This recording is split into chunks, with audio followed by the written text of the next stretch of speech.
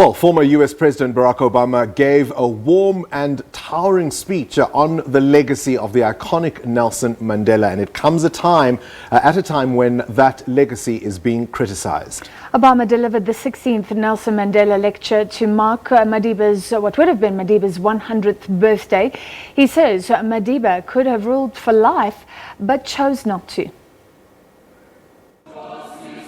Nelson Mandela. His walk from the world's most famous political prisoner to South Africa's first democratic president, well documented. His legacy is a magnet for local and world leaders.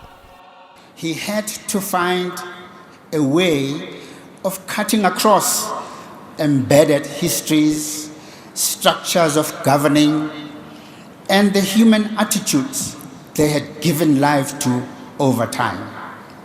He had to find a way for South Africans to begin to see one another differently. And he said, at that meeting, we made a statement that the future of the successful, the future of the educated, the future of the wealthy in South Africa, and the future of the families of the successful and wealthy is not bright, and in fact they do not have a future if the poor and the unemployed and the marginalized have a future.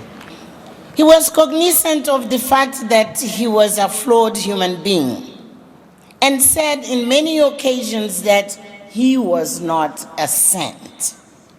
The stature to which he had risen and the symbol of virtue that he had become did not shake him into pompous arrogance. He is sending all of us to deal with all the challenges we face, inequality, and yes, Madiba being the Madiba that we knew and loved, he is also sending all of us to deal with corruption and root it out of South African soil. Arguably the best orator in the world, Obama delivered the keynote lecture, recalling a world back in 1918 when Madiba was born. And around the globe, the majority of people lived at subsistence levels, without a say in the politics or economic forces that determined their lives.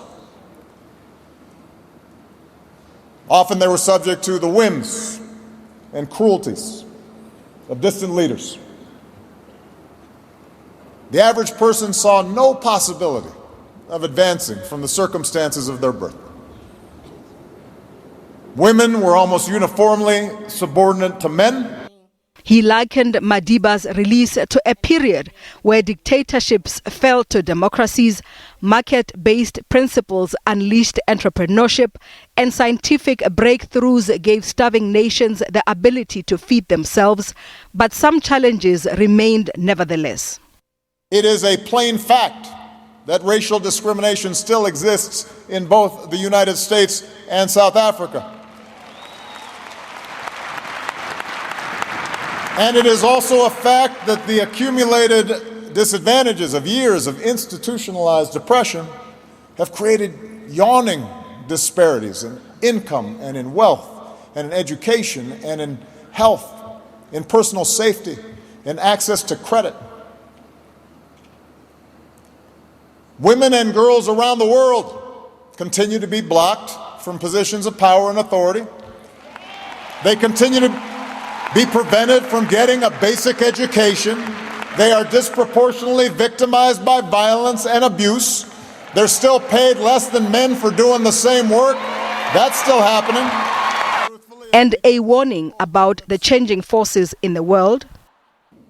Many developing countries now are looking at China's model of authoritarian control combined with mercantilist capitalism as preferable to the messiness of democracy.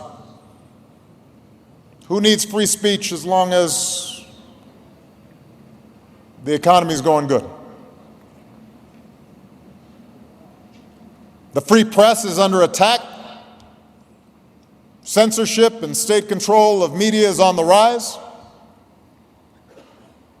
Social media, once seen as a mechanism to promote knowledge and understanding and solidarity, has proved to be just as effective promoting hatred and paranoia and propaganda and conspiracy theories. But he continues to stand by Madiba's legacy. Madiba reminds us that democracy is about more than just elections. You know, when he was freed from prison, Madiba's popularity, well, you couldn't even measure it. He could have been president for life. Am I wrong? Who was going to run against him?